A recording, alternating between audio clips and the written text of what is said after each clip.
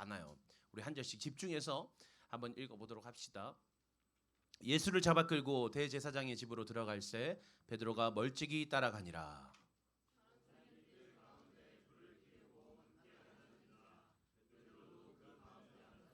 한 여종이 베드로의 불빛을 향하여 앉은 것을 보고 주목하여 이르되 이 사람도 그와 함께 있었느니라 하니 베드로가 부인하여 이르되 이 여자여 내가 그를 알지 못하노라 하더라. 조금 후에 다른 사람이 보고 이르되 너도 그 도당이라 하거늘 베드로가 이르되 이 사람아 나는 아니로다 하더라. 한 시간쯤 있다가 또 한 사람이 장담하여 이르되 이는 갈릴리 사람이니 참으로 그와 함께 있었으니라.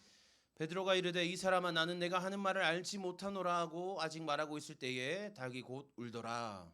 주께서 돌이켜 베드로를 보시니 베드로가 주의 말씀 곧 오늘 닭 울기 전에 내가 3번 나를 부인하리라 하심이 생각나서 함께 있습니다. 밖에 나가서 심히 통곡하니라. 아멘. 오늘 말씀 제목 세상이 나를 뒤흔들려 할지라도 라는 제목으로 말씀 나누겠습니다. 우리 살다 보면 좀 이렇게 나의 생각과는 다르게 나의 의지와는 다르게 나의 어떤 결심과는 다르게 내 상황이 허락되지 않을 때가 있어요. 나는 이렇게 살고 싶지만 나의 환경이 자꾸만 나를 이렇게 이끌려고 하는 그런 경험을 할 때가 있단 말이죠. 대표적인 예로 선생님 지난주에 이제 우리가 이제 올 한 해 이렇게 출석표를 출석부를 쭉 보다 보니까 이렇게 점점 늘었어요. 점점 늘고 있는데 중간에 한 2주, 3주 정도 이렇게 갑자기 뚝 떨어졌다가 다시 올라오는 때가 있더라고요. 언제일까요? 시험 기간에서. 맞아요. 시험 기간에 한 15명에서 20명 정도가 이렇게 뚝 떨어졌다가 다시 올라오더라고요. 다행인 것은 지금 우리는 계속 성장 중에 있어요. 계속 상승세예요. 영석쌤 오늘 몇 명 왔어요?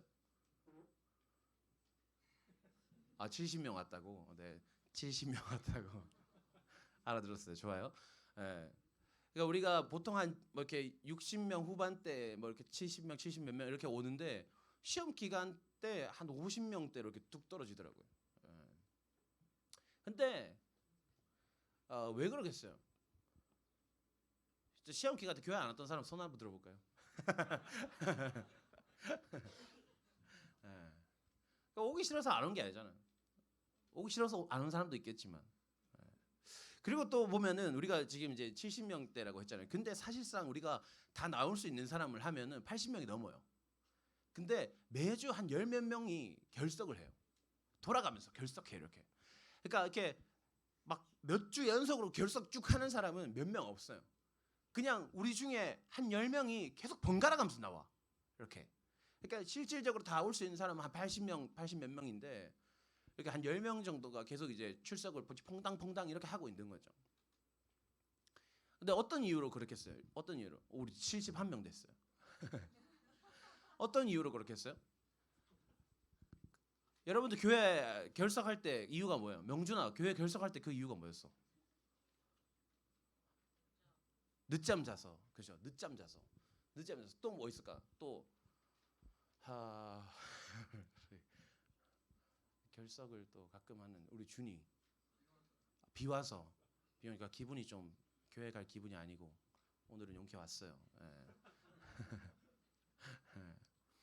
뭐 아파서 못 올 수도 있고 그죠? 아니면 또 가족들이 뭐 어디 여행을 간다거나 또 학원 수업이 잡혔다거나 뭐 다양한 이유들로 이제 우리 결석을 하게 되는 거죠. 근데 여러분들이 그렇게 해서 결석했을 때 가서 화날까요? 화나지 않을까요? 화는 나지 않아요. 뭐 그렇게까지 뭐 여러분들 뭐 천국 못 가는데 뭐 나는 가니까 어차피 예. 뭐 그런 문제가 아니고 조금 섭섭한 마음이 있지. 이렇게 좀 서운한 마음이 있어요. 왜 그랬을까? 더 나은 선택을 할 수 있지 않았을까? 그런 생각을 하곤 해요. 근데 왜 그렇게 생각하냐면 그러니까 다 이해하는 거예요. 이해하는 그래 뭐. 비 오면 유독 기분이 안 좋은 사람이 있어요. 그 강사님이 처음 전도사가 됐을 때 담임 목사님은 비가 오는 날이면 아무것도 안 하셨어요. 비가 오면 기분이 안 좋대. 그래서 학교 다닐 때도 비가 오면 학교를 안 갔대. 좀 일반적이진 않으신 분이셨어요. 아무튼 대학교 다닐 때, 대학원 다닐 때, 중고등학교 때는 그래도 갔지만 이제 대학교 다닐 때 이제 그래서 이제 1년 더 다녔다고 하시더라고요. 지금 내가 지금 이 교회 잘 온 게 맞나 그런 생각도 하게 됐지만 아무튼 사람마다 다 상황이 다르니까 그럴 수 있죠. 충분히 이해해요. 왜냐면 나도 가끔 교회 오기 싫을 때가 있어요. 주일 아침에 왜 오늘이 주일일까? 오늘 토요일이면 안 되나? 사실 어차피 매일 교회 오긴 하지만 그래도 이 주일은 또 느낌이 좀 다르잖아요. 그래서 토요일 저녁에 잠이 들 때면 가끔 그럴 때가 있어요. 이대로 눈 떴을 때 천국이면 좋겠다. 그럴 때가 있어요. 그러니까 나도 그렇게 그런 마음이 들 때가 있는데 나는 심지어 직업이잖아요. 직업. 그래서 설교를 해야 되는 사람이고 내가 여기 예배 시간 안 나오면 그러니까 여러분들 중에 누가 한 명 안 하죠. 티 안 나. 내가 안 와요. 티가 나요 안 나요? 티가 날 수밖에 없잖아요. 근데도 나도 가끔씩 오기 싫을 때가 있어요. 그러니까 여러분들 마음 충분히 이해할 수밖에 없는 거죠. 그래서 여러분들 한 번씩 그렇게 결석해도 뭐 그럴 수 있지. 다음 주에 오면 되지. 뭐 다음 주에 뭐다? 다음 주는 꼭 오면 되지. 그렇게 그냥 기도하고 기다리는 거예요. 그런 마음으로 받아들입니다. 그러니까 우리가 결석을 하는 이유는 우리의 어떤 연약함, 우리 나름대로 각자의 사정이 있기 때문에 결석을 하는 거죠. 우리의 어떤 부족함으로 인해서. 근데 우리가 교회 가기를 싫어하는 존재가 또 하나 있어요. 누굴까요? 그 사탄이라는 존재죠. 하나님을 대적하는 자. 그 사탄이 우리가 교회 가는 걸 싫어해요. 왜냐하면 여러분들 교회 오면 뭐예요? 찬양하고 말씀 듣고 기도하고 그죠? 근데 설교 시간에 교회 와가지고 설교 시간에 항상 자는 사람이 있어요. 우리 중에 누구라고 말은 못해요. 근데 우리 중에 매일 와서 그냥 이렇게 예배 끝날 때까지 있는 사람이 있어요. 그래도 어떤 사람은 찬양할 때는 그래도 깨 있다가 설교 시작하면 이렇게 자요. 근데 어떤 사람은 오자마자 이렇게 자는 사람이 있어요. 끝날 때까지. 근데 여러분 그래도 있잖아요.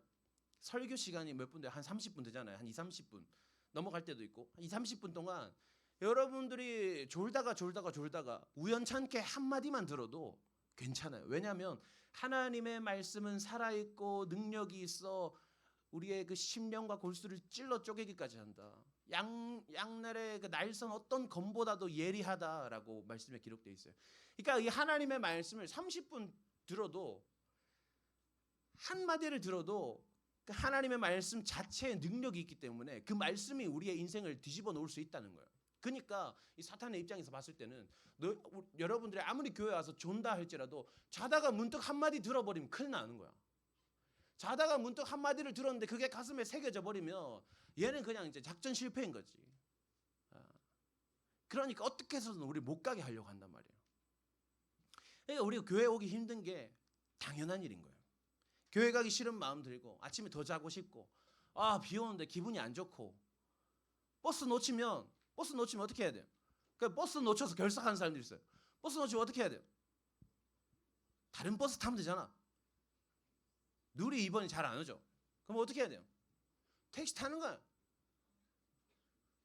전화하세요. 누구한테? 여러분들 선생님한테. 여러분들 선생님들 일찍 오셔서 1층에서 기도하신단 말이에요. 전화하세요. 선생님 저 지금 택시 타고 갑니다. 계산해 주세요. 전화하세요. 한 바퀴 돌아서 와도 돼요. 저기 일부러 서현 살지만 순회 한 바퀴 돌고 이렇게 판교 현백 구경 한번 하고 이렇게 오라고. 그렇게 해도 된단 말이에요.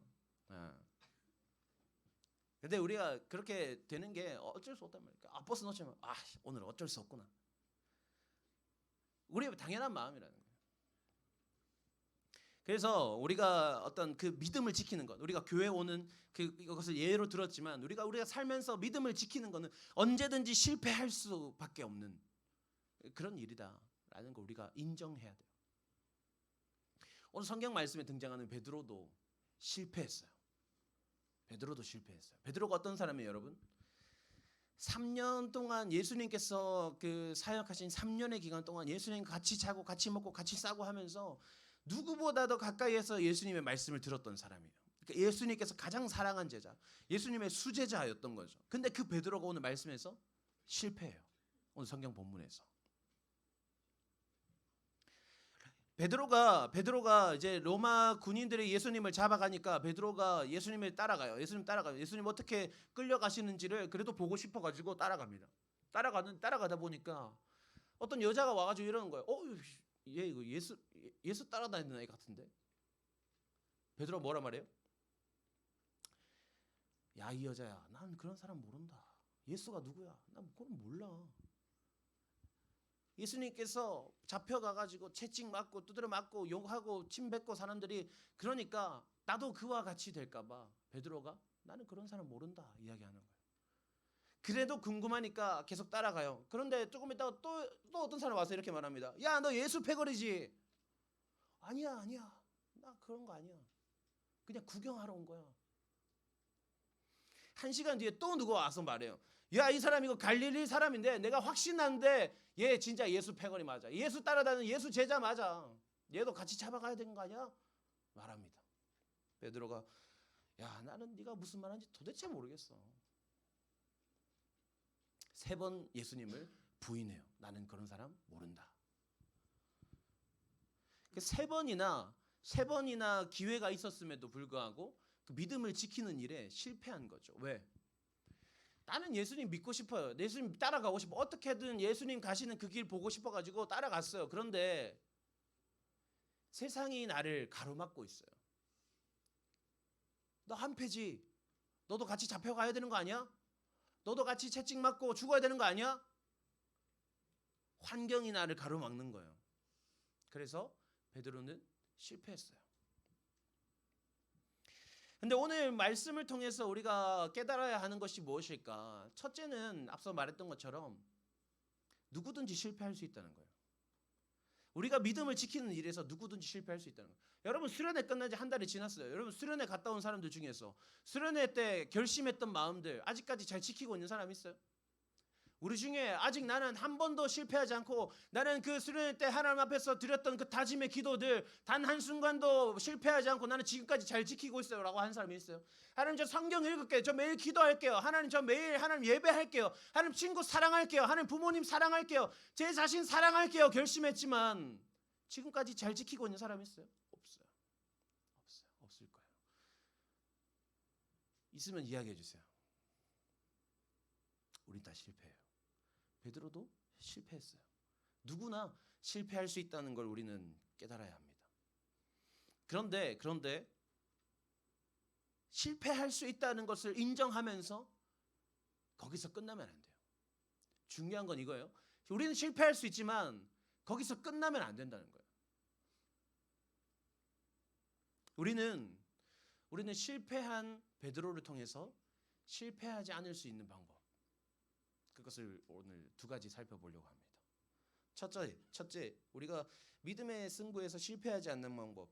세상이 나를 뒤흔들려 할지라도 우리가 흔들리지 않는 방법. 첫 번째, 따라합시다. 예수님과 가까이 있어야 한다.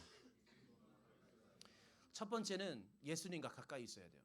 오늘 54절 말씀에 뭐라 기록되어 있어요? 54절 띄워주세요. 54절 말씀에 예수를 잡아 끌고 대제사장의 집으로 들어갈새 베드로가 어떻게 따라갔어요? 멀찍이 따라가니라. 수제자면 3년 동안 잘 배웠어요. 심지어는 예수님께서 마태복음 16장 16절에 베드로가 주는 그리스도시요 살아계신 하나님의 아들이시니다 이렇게 고백한단 말이에요. 그러니까 예수님께서 베드로에게 야, 바요나 시몬아, 내가 복이 있도다 하면서 내가 천국의 열쇠를 내게 맡기노니 하면서 그러니까 천국 열쇠를 주신단 말이야. 그러니까 아주 촉망받는 제자였어요. 그러면 그 정도 되면 예수님 잡혀가더라도 같이 따라갔어야지. 그게 맞는 거 아니에요, 여러분? 강사님이 수련회 답사 간다고 강화도 갔다 오고 충북 괴산 갔다 오고 그러면 어떻게 해요? 영석쌤이 같이 가잖아. 그것처럼 예수님 대제사장이 집에 끌려가시면 베드로 같이 따라갔어야지. 옆에 붙어가지고 예수님 힘드신 거 없습니까? 제가 어떻게 십자가를 대신 져줄 수는 없지만 예수님 어떻게 제가 물이라도 한 번 갖다 드릴까요? 그러니까 따라갔어야 되는 거 아니냐고. 그런데 베드로가 멀찍이 따라가고 있어요. 오늘 베드로가 나타내 보이는 그 행동들을 우리는 다 반대로 하면 되는 거예요. 몸이 떨어져 있으면 마음도 떨어질 수밖에 없어요. 몸이 떨어져 있으면 마음도 멀어지기 마련이에요. 내 눈앞에 보이지 않으면 내 당장 눈앞에 보이는 것들에 신경 쓰느라 보이지 않는 것들을 멀리하게 될 수밖에 없는 거예요. 우리는. 그게 우리의 존재예요. 예수님과도 마찬가지. 예수님과 멀리 떨어져 있으면 예수님 부인할 수밖에 없어요. 만약 베드로가 예수님 바로 옆에 딱 붙어 있었더라면 사람들이 그래 저놈 저거 예수님 수제자 맞잖아. 저놈 저거 예수님 같이 다니던 베드로 맞잖아. 저놈도 같이 잡아가야 되는 거 아니야? 라고 하면 베드로가 어떻게 대답했을까요? 바로 옆에 예수님 계신데 그래 맞다. 나도 같이 잡아가라. 나도 같이 예수님 옆에 십자가에 매달리겠다. 이렇게 대답하지 않았을까요? 그런데 멀찍이 떨어져 있으니까 예수님 모르시겠지. 일단 지금 당장 내가 살아야지. 나 예수님 전해야 되는데 예수님 말씀 가르쳐 줘야 되는데 지금 당장 내가 살아남는 게 중요하지 않을까? 다른 생각이 자꾸만 드는 거예요. 우리가 하나님을 믿는 믿음을 지키려면 세상이 나를 뒤흔들려 하는 이 시대 가운데 우리가 흔들리지 않으려면 예수님과 가까이 있어야 되는 거예요. 근데 우리가 예수님과 가까이 있을 수 있는 방법이 뭘까? 우리가 예수님과 가장 가까이 있을 수 있는 방법이 뭘까? 뭐냐면 예수님 내 옆에 두는 것, 내 앞에 두는 것? 아니, 그거보다 더 가까운 건 뭐냐면 예수님을 내 안에 두는 것. 예수님을 내 안에 두는 것. 그것이 예수님을 가장 가까이 둘 수 있는 방법이에요. 우리가 많이 들어본 말씀 데살로니가전서 5장 16절에서 18절 말씀 이렇게 기록되어 있어요. 항상 기뻐하라, 범사에 감사하라. 그다음 뭐지 규시가? 그리고 쉬지 말고 기도하라. 그 다음에 이는 그리스도 안에서 그리스도 예수 안에서 너희를 향하신 하나님의 뜻이니라.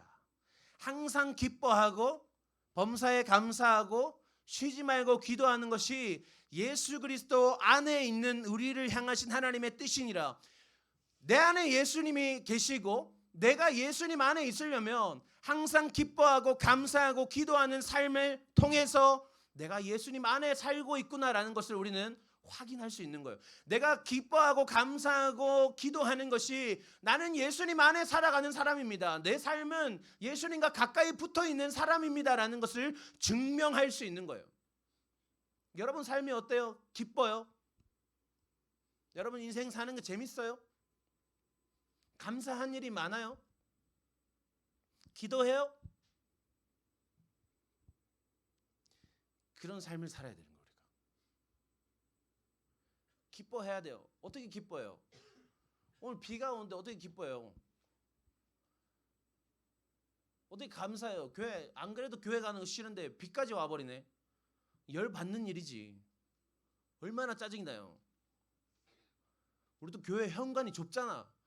비 오면 사람들이 몰린단 말이야. 여러분 집에 갈 때 어떻게 되겠어요? 또 현관에서 사람들 우르르 몰려가지고 우산 펴고 막 셔틀 기다린다고 너 누가 옆에 서 있고 빨리 나가지 뭐하노? 수많은 짜증들이 우리를 가로막는단 말이에요. 감사할 수 없어요. 그런데 어때요? 그래도 감사하는 거예요. 감사의 제목을 찾는 거예요. 그래도 나의 걸음을 하나님께서 오늘 교회로 이끄셨구나. 그래도 내가 오늘 무사히 예배를 마칠 수 있었구나. 하나님 또 기도하는 거예요. 내가 집에 돌아가는 걸음도 지켜주세요. 내가 이 기쁨과 감사를 잃지 않을 수 있도록 하나님 도와주세요. 기뻐하고 그래서 기쁘니까 감사하고 또 감사하니까 그 감사가 계속되기 위해서 기도하고 이 굴레를 우리 삶 가운데 계속 굴려가는 거예요. 그것이 바로 예수 그리스도 안에 사는 삶, 내 안에 예수 그리스도께서 사시는 삶인 거예요. 그 삶을 사는 사람은 아무리 세상이 나를 뒤흔들어도 흔들리지 않아요. 두 번째 따라합시다. 예수님을 바라보자. 이 바라보자라는 거에는 두 가지 중의적인 의미가 담겨 있어요. C 뭔지 알죠? SEE. 그다음 또 뭘까요? 한 가지는 위시. 뭐 알아들었어요? 영어 아나? 어떻게 해요? 한번 해주라 위시. 약간 내가 하니까 영원제 사투리인지 모르겠지. 나도 방금 당황했어요. 말하면서도 이거 뭐지? 우리가 바라고 소망하고 희망하고 바라봄과 동시에 우리가 그것을 소망하는 거예요. 예수님을. 그럼 베드로는 자기에게 닥친 이 상황이 사실 우리가 그러니까 베드로의 마음에 한번 들어가 보자고. 베드로의 상황이야. 지금 얼마나 정신없겠어요. 큰일 났지 완전. 그러니까 베드로는 예수님이 나를 따라오라 내가 너로 하여금 사람이랑 너보가 되게 하라. 예수님 알겠습니다 하면서 갑자기 자기 배랑 금을 다 버리고 따라 나섰단 말이에요. 그러니까 난 이제 예수님을 따라다니면 살면 되겠구나. 그냥 예수님께서 갑자기 오병이요. 갑자기 뭐 기도하시더니 떡이 막 갑자기 수도 없이 막 나와요. 그러니까 예수님 따라다니면 먹고 자는 거 다 해결되고 말씀도 듣고 오케이 천국 갈 수 있겠구나. 따라 나섰어요. 근데 어떻게 됐어요? 예수님 잡혀가는 거야. 내 인생에 이제 길이 없어졌어요. 내 인생도 같이 끝나버렸어. 방향을 잃어버렸어요. 예수님 어떻게 하면 살아나오실 수 있을까? 어떻게 살아나오실 수 있을까? 근데 사람들이 어떻게 해요? 내가 그것만 해도 머리가 아파 죽겠는데 사람들이 자꾸 니도 예수님 같은 편 아니야? 너도 잡혀가야 되는 거 아니야? 갑자기 계속 막 나를 쪼우는 거야. 정신없는 상황이에요. 나에게 닥친 나의 문제, 나의 상황과 나의 환경이 나를 쪼아오니까 예수님을 생각할 겨를이 없는 거예요. 예수님을 바라보지 못하는 거예요. 그때 베드로에게 어떤 일이 일어나요? 예수님께서 오늘 본문 이전의 이야기에서 베드로야 네가 닭이 울기 전에 나를 3번 부인하리라 미리 말씀하세요. 그리고 이런 일이 일어난 거죠. 그때 베드로가 나는 모른다, 나는 아니야, 나는 상관없어 3번 부인하자 닭이 우는 소리가 들려요. 그때 베드로가 깨닫게 되죠. 내가 예수님을 바라보지 못했구나.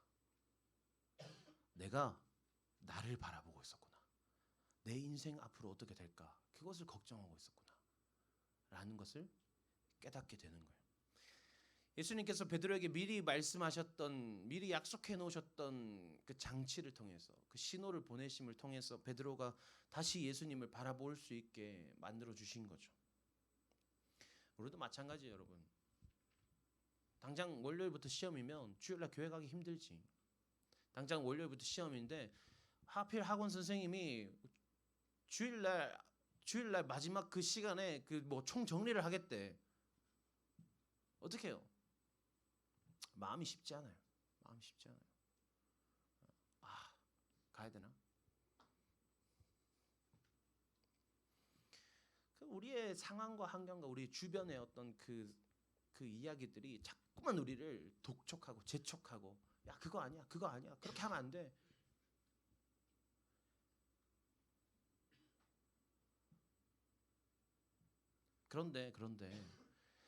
그럼에도 그런 상황 가운데서도 하나님은 우리를 내버려 두지 않으신다는 걸 우리는 기억해야 돼요.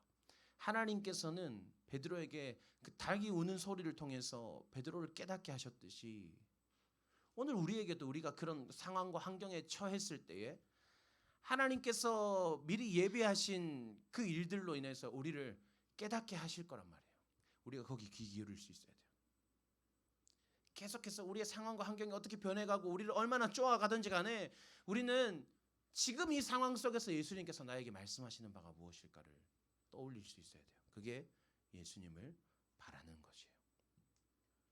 우리 앞에 주어진 것들이 아무리 높은 벽이라 할지라도 아무리 견고한 성으로 우리를 가로막고 있다 할지라도 하나님께서 우리에게 주시는 그 말씀들로 인해서 그 신호들로 인해서 우리가 그것을 뛰어넘을 수 있어야 되는 거예요. 그것이 반복되면 우리에게 힘이 생기고 능력이 생기고 그것을 우리는 믿음이라 부르죠. 그래서 나에게 믿음이 자리 잡히면 어떠한 벽이 나타난다 해도 그동안 밟아왔던 것들을 계단 삼아 그것도 넘을 수가 있는 거예요. 그렇게 한 단 계속 쌓아 올라가는 거죠. 하나님께로. 로마서 8장 1절에서 2절 말씀 마지막으로 읽고 마치도록 하겠습니다. 제가 읽습니다.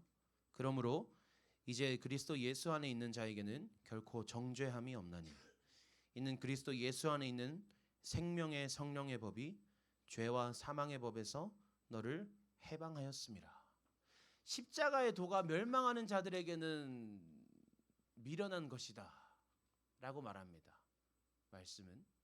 그런데 여러분, 우리가 반드시 기억해야 돼요. 예수님께만 우리가 살아갈 수 있는 생명의 성령의 법이 있다는 걸 깨달아야 돼요. 그리고 우리가 예수 그리스도 안에 있는 그 생명의 성령의 법을 쟁취한다면 이 세상의 그 어떤 가치도 우리를 묶어둘 수 없어요. 이 세상의 어떤 가치도 우리를 제한할 수 없어요. 우리를 흔들 수 없어요. 왜? 예수님이 이미 그 세상을 이기셨거든. 죄와 사망의 법은 생명의 성령의 법을 이길 수 없어요, 여러분. 예수님께서 이미 성경에 기록되기로 이긴 바 되셨나니 십자가 사건을 통해서 앞으로 주어질 모든 그 죄악된 것들의 그 싸움들을 예수님 이미 다 이겨 놓으셨어요. 한 가지 조건 뭐예요? 믿으면 돼요. 아, 그렇게 하셨구나. 그걸 믿는 사람은 예수님께서 미리 성취하신 그 승리하심을 다 선물로 주시는 거예요, 우리에게. 사랑하는 여러분, 흔들리지 맙시다. 2학기가 시작한 지 좀 됐어요. 이제 중간고사, 기말고사 다가오겠죠. 고3들 이제 수능이 머지않았어요. 흔들리지 마세요. 그깟 것들은 우리를 흔들 수 없어요. 그깟 것들 우리 인생 책임져 주지 않아요. 우리 인생 하나님 책임지시는 거예요, 여러분. 우리 인생 내 아무리 열심히 살려고 해도, 내 아무리 성공해도 만족이 없어요. 기쁨이 없어요. 충족되지 않아요. 왜? 우리는 하나님의 형상이기 때문에 하나님의 형상을 회복해야 만족이고 기쁨이 있는 거예요. 진정한. 하나님의 아닌 것을 우리를 아무리 채워봤자 내 마음족을 채울 수 없는 거예요. 그렇기 때문에 우리의 인생은 내 힘으로 끌고 가는 게 아니라 하나님께 맡겨드려야 되는 거예요. 그죠? 나는 예수님 안에 살고 있는가? 오늘 우리가 기억해야 될 건 그거예요. 나 오늘 공부 몇 시간 했지? 나 오늘 진도 어디까지 나갔나? 그게 중요한 게 아니라 나는 오늘 하나님 앞에 기쁨으로 살았는가? 감사하며 살았는가? 기도하며 살았는가? 나는 예수 그리스도 안에 살고 있는가? 그것에 집중할 수 있는 우리가 되기를 소망합니다. 아멘. 이 시간 우리 함께 기도합시다. 같이 기도할 때에 우리 주신 말씀 가지고 기도하기 원합니다.